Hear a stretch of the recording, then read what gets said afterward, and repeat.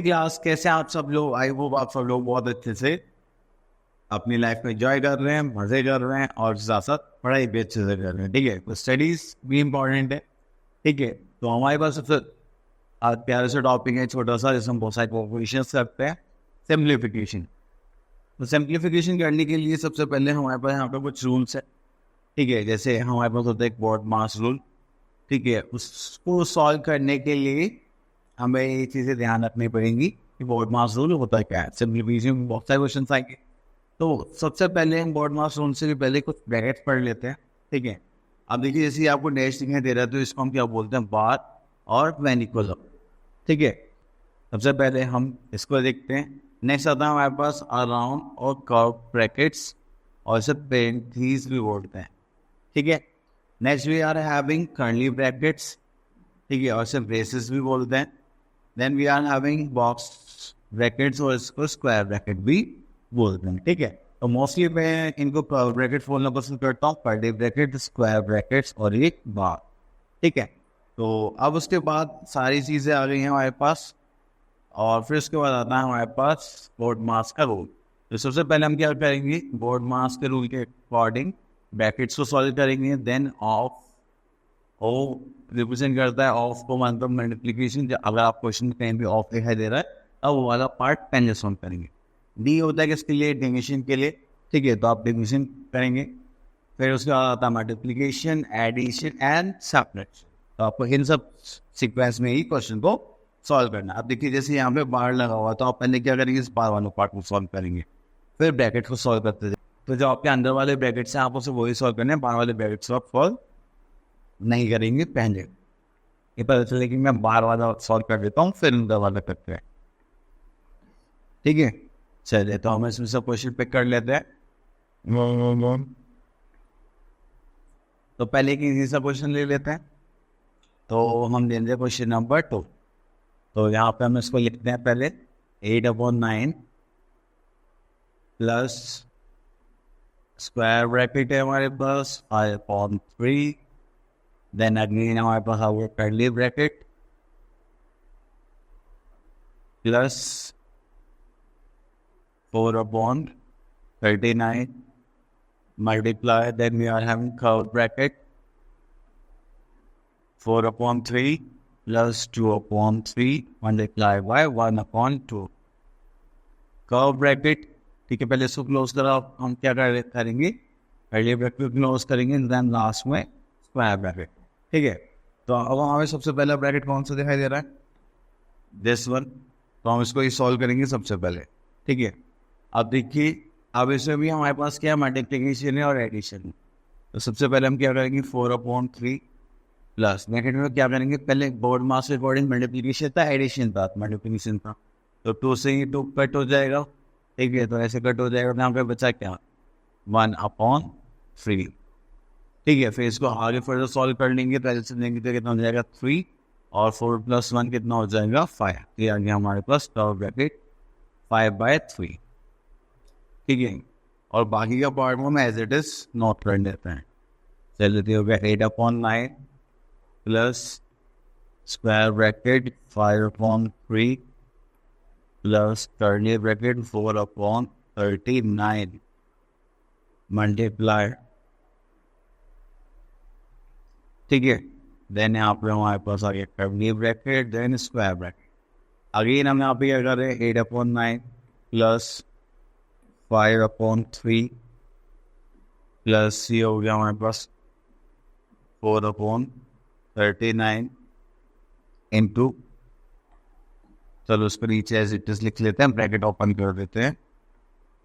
4/39 into क्या आ गया था? 5/3।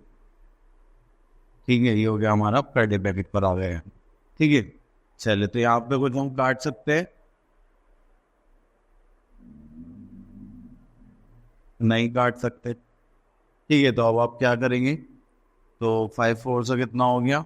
अब न्यूमरेटर की न्यूमरेटर से, डिनोमिनेटर की डिनोमिनेटर से। तो आप 5/4 से 20 और 39।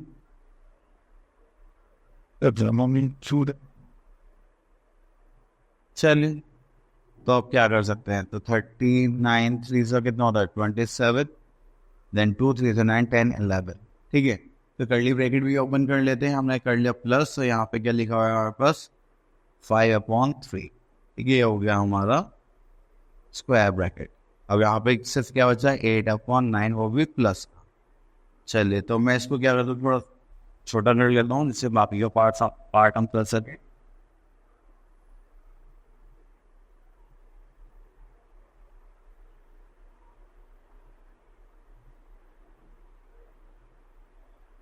ठीक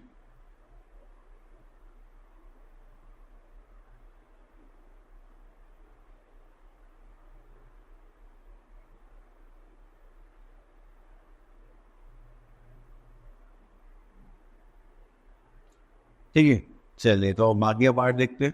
यहाँ पे आ जाएगा हमारा 8/9। यहाँ पे एलसीएम लेंगे तो यहाँ पे कितना आ जाएगा 117। और यहाँ ऊपर नीचे इससे मल्टीप्लाई करनी पड़ेगी हमें। यहाँ पे भी हमें करनी पड़ेगी 39 से, और यहाँ पे भी हमें करनी पड़ेगी 39 से। क्लियर? तो अब हम यहाँ पे क्या करने वाले हैं, 39 इंटू 5 करेंगे। तो देखो मैं यहाँ पे कर देता हूँ 39 इंटू 5। 9 5 45, 4 5 से 15, और 4 कितना हो गया 90। तो यहाँ पर आ जाएगा 195 प्लस 20। ठीक है, ये स्क्वायर ब्रैकेट है, और प्लस में क्या लिख लेते हैं सेम एज इट इज। तो हो जाएगा 8/9। सो करेंगे तो कितना हो जाएगा 51215/117। ठीक है, प्लस कर लेते हैं। तो यहाँ पे कितना आ जाएगा 9 है ऑलरेडी, तो ऊपर नीचे के मल्टीप्लाई करना पड़ेगा हमें 13 से, जिससे कि हमारे डिनोमिनेटर क्या हो जाए सेम हो जाए। 39 से 117 होता है, और 38 से कितना होता है 13 8 3 24 2 104। हाँ, तो यहाँ पर हमारे पास आ जाएगा 104/117 प्लस 215। ठीक है, इसको सॉल्व करेंगे तो हमारे पास कितना आ जाएगा, ये हो जाएगा 5 नहीं, ये हो जाएगा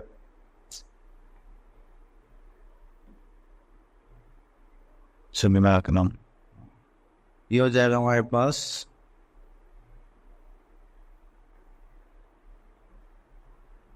ये हो जाएगा 913/117।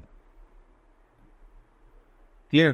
तो इस टाइप से आपको सिग्निफिकेशन की क्वेश्चन सॉल्व करने। चलिए एक क्वेश्चन और देखते हैं। ये थोड़ा सा लेंथी हो गया, बट सिम्प्लीफिकेशन में थोड़े इसी टाइप के क्वेश्चन होते हैं, तो कोई प्रॉब्लम नहीं है, करते हैं।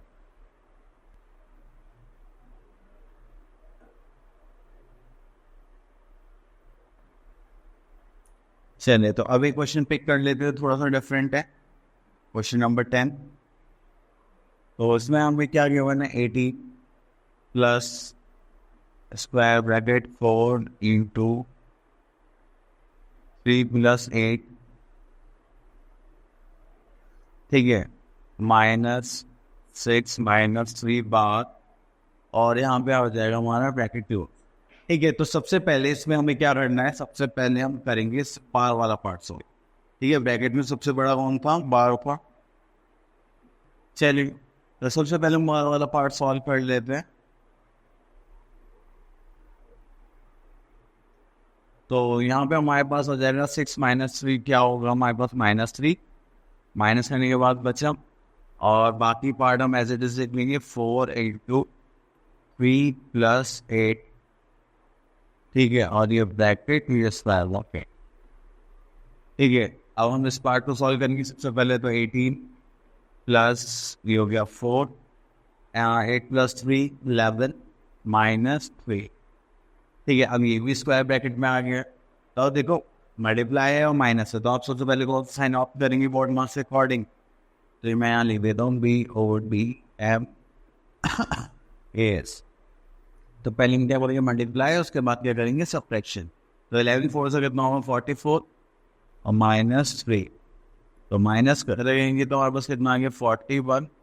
ये हो गया हमारे पास 18 प्लस, तो 18 + 41 करेंगे तो कितना आ जाएगा 59। ठीक है, तो इस टाइप से आपको ये क्वेश्चन सॉल्व करना है। चलिए अब बाकी के पार्ट्स आप लोग सॉल्व करना। तो नेक्स्ट आ जाता है आपका word problem.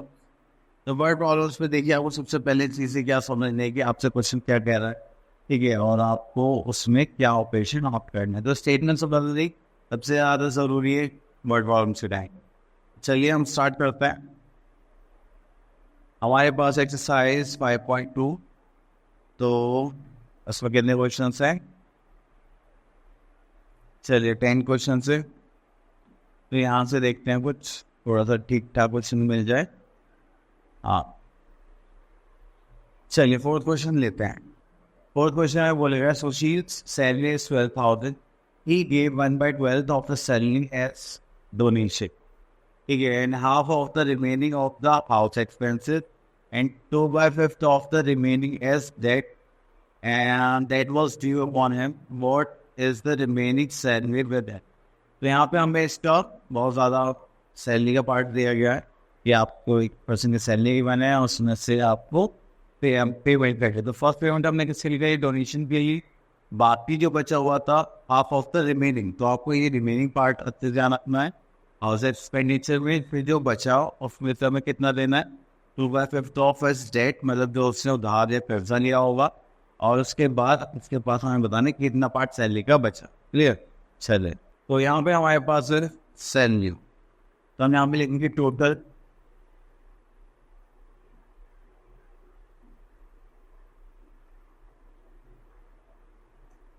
Salary of Sushil,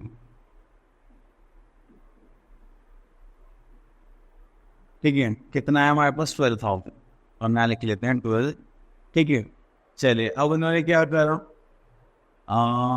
expenditure on donation, तो यहाँ पे लिख देते हैं एक्सपेंडिचर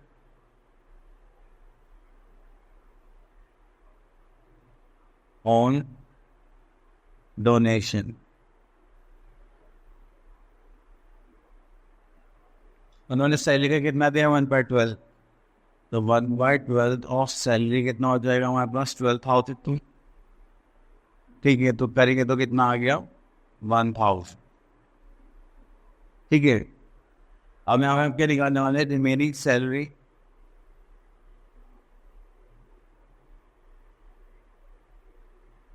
आफ्टर डोनेशन,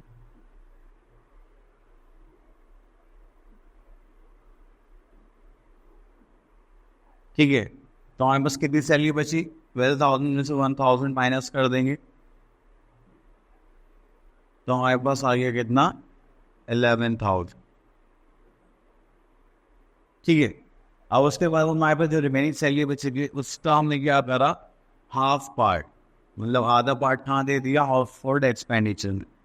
जैसे थोड़ा साइड में कर देते हैं। चलो, तो हम यहाँ लिख लेते हैं house hold expenditure,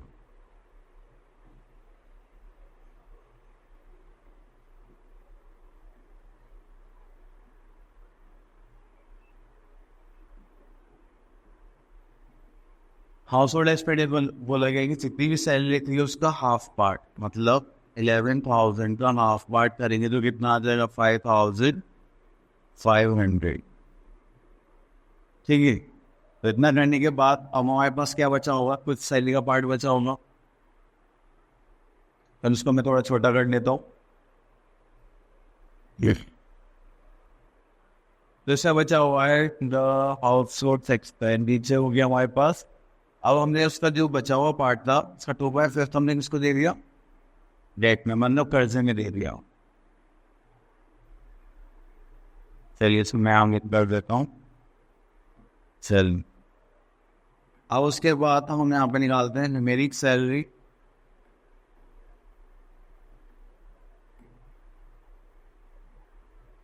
after house hold expenditure, ठीक है। तो मुझे बताओगे, देखो 11,000 उसके पास पहले थे, और उसमें से कितने चले गए? 5500, तो बच्चे कितने हो गए? 5500। क्लियर? चलिए, उसके बाद हम क्या देखने वाले हैं यहाँ पे कि हमें डेट में देना है कितना, तो हम यहाँ पे लिखेंगे पेमेंट ऑफ डेट्स। तो बची सैलरी कितनी थी हमारी? 5500, तो इसका 2/5 उन्होंने किस में दे दिया? डेट में।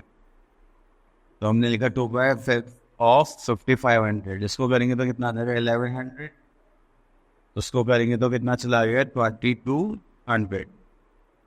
ठीक है, अब यहाँ पे हम क्या निकालने वाले? Last remaining salary.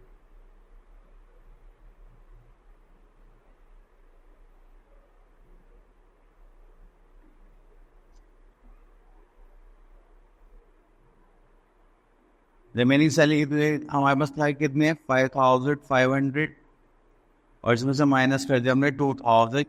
तो हमारे पास कितना बचा? 3300। ये इस टाइप से हम क्या करेंगे? अपने क्वेश्चन को सॉल्व करेंगे। आई होप आपको ये सारा सिस्टम समझ में आ गया होगा कि आपको कैसे सिम्प्लीफिकेशन करना है, उनकी वर्ड प्रॉब्लम सॉल्व करना है। तो आप अच्छे से प्रैक्टिस करें, क्योंकि इसमें तो सच्ची में बहुत ज़्यादा प्रैक्टिस चाहिए, तभी आप एरर्स अवॉइड कर पाएंगे, नहीं तो आप एरर नहीं कर पाएंगे। चलिए, thank you so much, and practice करते रहेंगे।